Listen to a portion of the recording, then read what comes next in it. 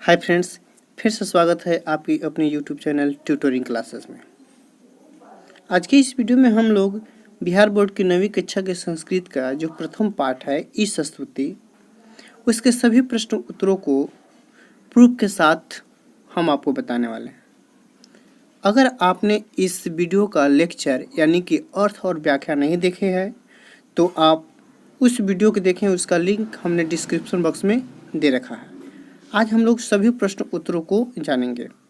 बस आपसे एक छोटी सी रिक्वेस्ट है, अगर आप इस चैनल पे पहली बार हैं तो प्लीज़ चैनल को सब्सक्राइब करके बेल आइकन को दबा दीजिए और वीडियो पसंद आए तो वीडियो को लाइक और शेयर ज़रूर कर दीजिए।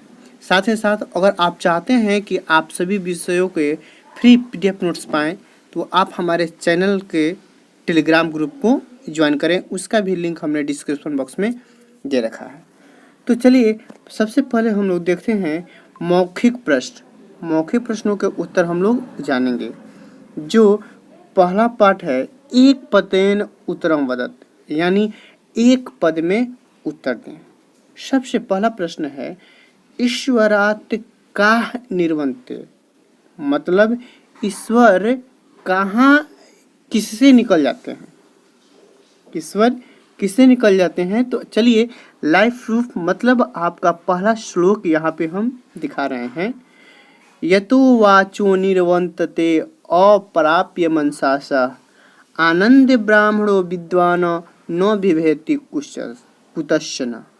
अर्थात इसका अर्थ हुआ कि ईश्वरा को निर्वन्तते, तो ईश्वरात् वाचा निर्वन्तते, ईश्वरात् वाचा निर्वन्तते।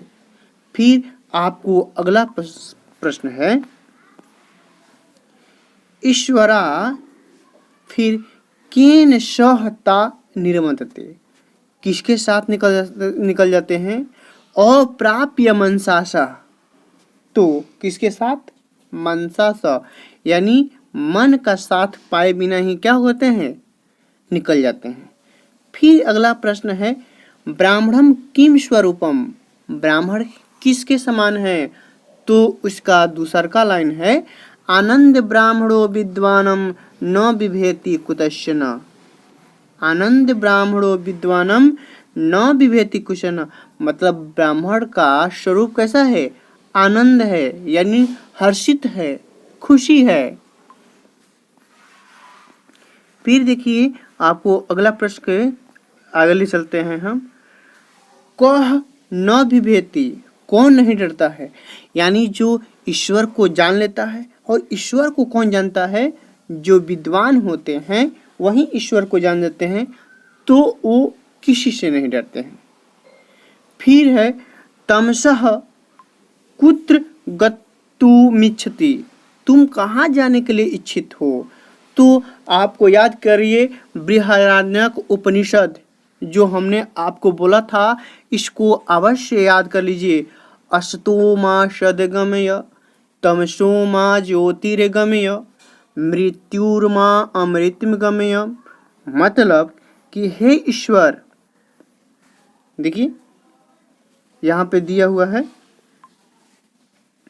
असतो मा सद्गमय, मतलब असतो मतलब होता है अंधेरा, असतो मतलब होता है कुमार, सद्गम्य माने सत्य मार्ग, तमसो मा ज्योतिर्गम्य, तमस मतलब होता है अंधकार, अंधकार से हम कहाँ जानते हैं, ज्योतिर्गम्य, जो ज्योति माने प्रकाश, गम्य मतलब ले चलिए। तो आप कहाँ जाना चाहते हैं, तो ज्योति की तरफ, यानी कि प्रकाश की तरफ हम लोग जाना चाहते हैं। तमसः कुत्र गन्तुमिच्छति, तो इसका आंसर हो जाएगा ज्योति। फिर है प्रश्न 2, यानी कि मौखिक प्रश्न का ही दूसरा नंबर है एतानि पदानि एक पदेन मौखिक रूपेण पूर्यतः, यानी एक पद, आपको श्लोक का अर्थ दिया हुआ है, उसके आगे के एक पद मतलब एक शब्द को क्या कर देना है, लिख देना है। तो अगर आपको श्लोक याद है तब तो कोई बात नहीं है। यतो वाचो निर्वन्तते, अभी हमने आपको दिखाया। फिर है आनंद ब्राह्मणो विद्वान सर्वभूतेषु गूढ़ः केवलो निर्गुणस्य, ये सभी के सभी आपके पहला श्लोक के तैत्तिरीय उपनिषद वाला ही है। देख लीजिए यहाँ पे फिर से हम आपको दिखा दें, आपके मन में कोई संशय ना हो। देखिए यहाँ पे है यतुर्वाचो दिया था, तो वहाँ पे आंसर क्या हो जाएगा, अप्राप्य। आनंद ब्राह्मणो, तो क्या हो जाएगा, विद्वानो। न बिभेति कुतश्चन। सर्वभूतेषु था, तो आगे क्या हो जाएगा, गूढ़ हो जाएगा। यानी कि एक अर्थ आपको एक शब्द दे दिया था और उसके आगे वाले शब्द को आपको क्या करना है, लिखना है। अगर आपको वीडियो अच्छा लग रहा है तो प्लीज़ आप वीडियो को लाइक कर दीजिए। वीडियो देख लेते हैं और लाइक करना भूल जाते हैं। अगर आप यह वीडियो देख रहे हैं तो कृपया आप अपनी कॉपी और पेन को निकाल करके रख लीजिए। चलिए अब हम लोग आगे बढ़ते हैं। त्वमस्य विश्व परम निधानम, यानी तुम ही क्या हो, सर्वशक्तिमान हो। ये भी क्या था कि आपको त्वस्य विश्व परम, अगला श्लोक अब शब्द क्या हो जाएगा, परम निधानम। एशेताम पदानाम अर्थ पद, मतलब कि ये निम्नलिखित पदों का अर्थ बताइए। तो हमने जब आपको व्याख्या बताया था तो प्रत्येक शब्द का व्याख्या और उसका अर्थ तथा सभी श्लोक का अर्थ सरल और सुगम भाषा में बताया था। फिर भी हमने आपके लिए कुछ मेहनत करके आपको यह PDF नोट्स प्रोवाइड किया है। तो चलिए जानते हैं, विद्वान किसे कहते हैं, जो जानकार हो, ज्ञाता हो किसी चीज़ का, मतलब विद्वान का अर्थ हो जाएगा जानने वाला। गूढ़ मतलब जो दिखाई नहीं देता है, दिखाई कौन नहीं देता, मतलब जो छुपा हुआ है।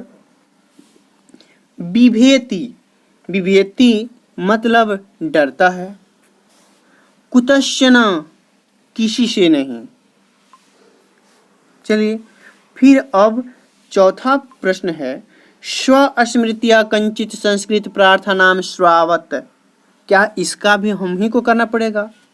अर्थ है कि आप संस्कृत के प्रार्थना का कंचित मतलब कोई श्लोक याद करके सुनाइए।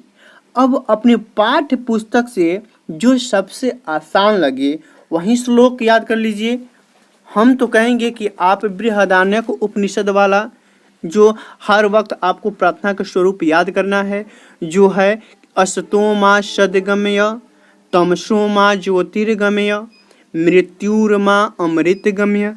अर्थात हे ईश्वर, हमें कुमार्ग से नहीं सदमार्ग पे ले चलिए, अंधकार की ओर नहीं प्रकाश की ओर ले चलिए, हमें मृत्यु की ओर नहीं अमरत्व की ओर ले चलिए। चलिए अब हम लोग चलते हैं, जो आपके पाठ्य पुस्तक में लिखित प्रश्न है उसको देखते हैं। लेकिन आपको यहाँ पे हम एक बात बताने वाले हैं बाबू, पहला और जो दूसरा प्रश्न है वो हमको संधि करने के लिए दिया है, और दूसरा प्रश्न जो है वो आपको विच्छेद करने के लिए दिया है। तो आप मेरी मानिए, आप थोड़ा सा भी चिंता मत कीजिए।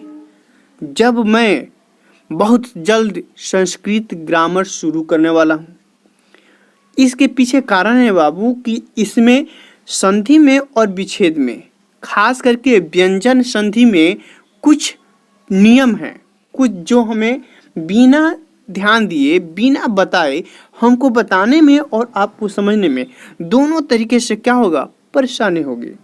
तो आप ज़्यादा चिंतित ना हो, मैं जल्द ही इंग्लिश ग्रामर शुरू करूँगा। तीसरा प्रश्न है समास विग्रह। ये भी हमारा ग्रामर का ही पार्ट है, लेकिन संधि और विच्छेद से थोड़ा सा इजी है, इसलिए हमने इसको क्या किया है, बता दिया। चलिए इसका हमें सबसे पहले हम नहीं जानते हैं कि यह सर्वभूतेषु कौन सा समास है, लेकिन इसका अर्थ जानते हैं सर्वभूतेषु, जो सभी प्राणियों में है। अब जो सभी प्राणियों में है, ये ईश्वर की विशेषता है कि वह सभी प्राणियों में है। अब आपको हम एक बात बता दें, जो विशेषण विशेष्य हो, यानी विशेषण विशेष्य, यानी विशेषता हो, या उपमा उपमेय की बात हो। उपमा उपमेय क्या है? उपमा जो देते हैं, उपमेय जिसको देते हैं, जैसे नीली कमल के समान आंखों वाली सीता। तो सीता की तुलना किससे कर रहे हैं? नीले कमल से। उपमा हो गया नीला कमल, उपमेय हो गई सीता। तो जिस वाक्य में विशेषण विशेष्य और उपमा उपमेय होता है वह हमारा कर्मधारय समास होता है। इसलिए सर्वभूतेषु हमारा कर्मधारय समास हुआ। अब है देखिए कर्माध्यक्ष, यानी कर्म को नियंत्रित करने वाला। अब जिस प्रश्न में कारक चिन्हों का प्रयोग किया जाए, अब देखिए कर्ता तत्पुरुष नहीं होता है, कर्ता तत्पुरुष समास नहीं होता है। फिर आपको जाता है अधिकरण, अधिकरण के बाद क्या होता है? संबोधन तत्पुरुष भी नहीं होता है, संबोधन तत्पुरुष। बाकी तत्पुरुष के ही कर्म तत्पुरुष, कारण तत्पुरुष, अपदान तत्पुरुष, संप्रदान तत्पुरुष, मतलब जिस विभक्ति चिन्ह का प्रयोग आपको अर्थ निकालने में हो जाए वही हमारा हो जाएगा। तो देखिए यहाँ पे है कर्माध्यक्ष, यानी कर्म को नियंत्रित करने वाला। को यानी षष्ठी विभक्ति में आता है का, के, की या को, तो षष्ठी तत्पुरुष हो गया, यानी इसमें को आया, इसलिए यह हमारा षष्ठी तत्पुरुष होगा। चलिए आगे जानते हैं। अनंत रूप, यहाँ पे हम आपको थोड़ा सा बहुव्रीहि समास बताते हैं। यहाँ पे अगर अर्थ निकालने में वाला या वाली आ जाए, या जो सामान्य से हटकर अर्थ देता हो, वह हमारा बहुव्रीहि समास होता है। सामान्य से हटकर कहने का मतलब दशानन, रावण को छोड़कर 10 सर किसके हैं, इसलिए दशानन हमारा बहुव्रीहि समास हुआ। फिर कहें आपको लंबोदर, लंबा पेट किसका है? गणेश जी को छोड़कर, इसलिए सामान्य से हटकर या वाला वाले अर्थ निकलता है वह हमारा बहुव्रीहि समास होता है। तो इसका अर्थ निकला अनंत रूप, यानी अनंत रूप वाले, अनंत रूप वाले, या अनंतानि रूपाणि यस्य सः, अनंत रूप हैं जिसके। एक और बात, जिसमें हैं आ जाए, हैं जो हैं जिसके आ जाए, दशानन 10 सर हैं जिसके, अर्थात रावण। अनंत रूप हैं जिसके, अर्थात ईश्वर, इसलिए अनंत रूप हमारा बहुव्रीहि समास कहलाएगा। देखिए फिर से है यहाँ पे सर्वभूताधिवास, यानी सभी प्राणियों में निवास करते हैं जो। सर्वभूतानाम अधिवास, अधिवास मतलब वहाँ पे निवास करते हैं। यहाँ पे षष्ठी तत्पुरुष नहीं होगा, मिसप्रिंट हो गया है। यहाँ पे आपका हो जाएगा अधिकरण तत्पुरुष। क्यों अधिकरण होगा? कि उसके व्याख्या में अगर में आ जाए और पर आ जाए, में और पर आ जाए वाक्य में, जब उसका विग्रह करते हैं तो वह हमारा अधिकरण तत्पुरुष होता है, क्योंकि अधिकरण का चिन्ह होता है में पर।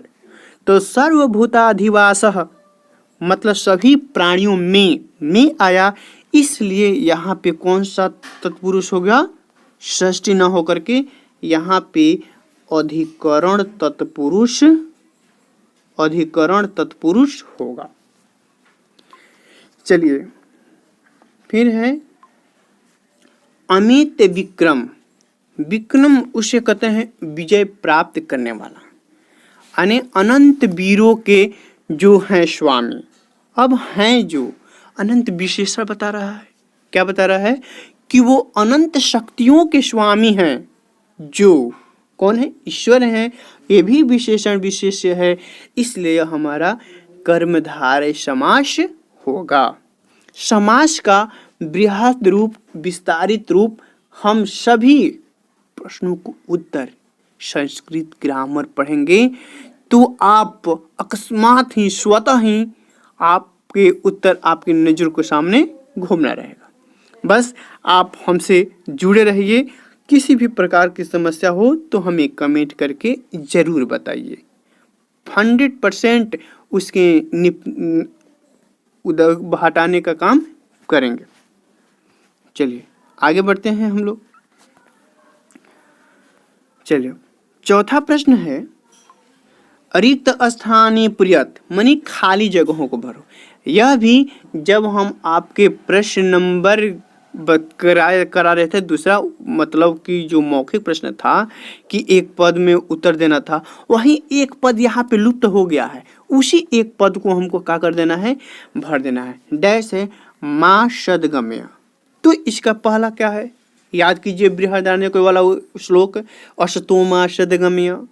तो यहाँ पे क्या हो जाएगा, असतो तमसो माँ ज्योतिर्गमय। तो यहाँ पे तमसो दे दिया है, गमय दे दिया है, क्या छूट गया है, ज्योति। अगर आपको श्लोक है तो याद है तो आप निश्चित ही इसको क्या कीजिएगा, बना दीजिएगा। फिर ग है नमः डैश दत्त पृष्ठास्ते, यानी इसका सबसे लास्ट वाला श्लोक है जो आपको गीता से लिया गया था। हम आपको बताए थे नमः पुरस्तादच पृष्ठस्तस्ते नमो अस्तु ते सर्वत्र एव सर्व अनंत वीर्यमित विक्रम सत्वम सर्व समाप्त नेततो अस्मि सर्वः। आप वह श्लोक को भी हम दिखा देते हैं कि आपको और ज़्यादा समझ में आ जाए। चलिए वो श्लोक अब आ गया। देखिए इसी श्लोक में हम क्या कर रहे हैं, बता रहे हैं नमः दत्त पृष्ठते दिया है तो क्या छूट गया है, पुरस्ताद। यहीं खाली जगह में हमको क्या कर देना है, भर देना है लाइव प्रूफ के साथ। ऐसा नहीं है कि हम अपने मन से आपको बता रहे हैं, सभी आपके पाठ्य पुस्तक में ही है, बस जरूरत है आपको उसको ध्यान से पढ़ने की। तो यहाँ पे पुरस्तादत्त हो जाएगा। फिर है बेताशी डैश च धाम। इसका क्या हो जाएगा, तू ही सर्वगुण समन्वित हो, तमादिदेव पुरुष पुराण। गीता का पहला श्लोक है तुमस्य विश्व परम निदान बेतासी वेदम च, यानी तुम ही वेदों के ज्ञाता हो, तुम ही परम निधान हो, यानी सर्वगुण संपन्न हो। आइए आगे बढ़ते हैं हम लोग। अब देखिए अगर आपको वाक्य संस्कृत में अनुवाद बनाने आता है तब तो आप इसको चुटकी बना करके बता सकते हैं। अगर नहीं बन जानते हैं तो आप हमारे चैनल के प्लेलिस्ट में जाइए। अब संस्कृत ग्रामर करके हमने 3 लकार लट लंग लिट मतलब वर्तमान भूत भविष्य तीनों कालों पे आधारित अनुवाद एकदम कंसेप्ट के साथ आपको समझाया है। आप वहां से देख करके समझ सकते हैं। तो चलिए अब हम इसको वाक्य बनाएंगे। विभेति का अर्थ जानना है हमको। विभेति मतलब होता है डरना, और डरने के सेंस में हम लोग पंचमी विभक्ति का प्रयोग करते हैं। पंचमी विभक्ति बालाकात बालकाभ्याम बालकेभ्य, जहाँ से संबंध छूटता हो। तो हमने यहाँ पे बनाया सह सर्पात विभेति। वह सांप से डरता है। तो सांप से डरता है तो सांप को गोदी में लेके तो नहीं डरता है, यानी सांप से दूरे रह के डरता है। इसलिए यहाँ पे पंचमी विभक्ति सर्पात। वह बाघ से डरता है तो क्या हो जाएगा, सह व्याघ्रात विभेति, यानी कि वह बाघ से डरता है। तो डरने के सेंस में हम लोग पंचमी विभक्ति का प्रयोग करते हैं। फिर अगला शब्द है निवर्तन्ते। यह श्लोक हमने आपके पाठ्य पुस्तक से ही ले लिया गया है। यतो वाचो निर्वंतते अप्राप्य मनसासः, ये आपके पहले श्लोक का ही हमने इसको बता दिया है। वेता, वेता मतलब होता है जानकार। तो सह शास्त्रवेता अशी, वह शास्त्र का जानकार है। सर्वतः मतलब होता है सभी जगह। अगर संस्कृत के अर्थ आपको याद हैं तो आपको अनुवाद बनाने और वाक्य में प्रयोग करना आसान हो जाता है। तो हमने इस सर्वत्र के लिए बनाया है अत्र सर्वतः वृक्षाणि सन्ति। यहाँ चारों ओर, यहाँ सभी जगह क्या है? वृक्षाणि। यह हमारा बहुवचन है। वृक्षः वृक्षे वृक्षाणि। चलिए, नमः, नमः मतलब होता है नमस्कार। श्री गणेशाय नमः, मैं गणेश जी को प्रणाम करता हूँ। शंकराय नमः यानी कि शंकर को प्रणाम करता हूँ। तो इसलिए इसी के साथ हमारा यह पाठ के सभी प्रश्नों का उत्तर क्या हुआ? समाप्त होता है। अगर आपको वीडियो अच्छी लगी तो प्लीज़ कमेंट, लाइक और शेयर जरूर कर दीजिए। चैनल पे पहली बार हैं तो चैनल को सब्सक्राइब कर दीजिए। धन्यवाद।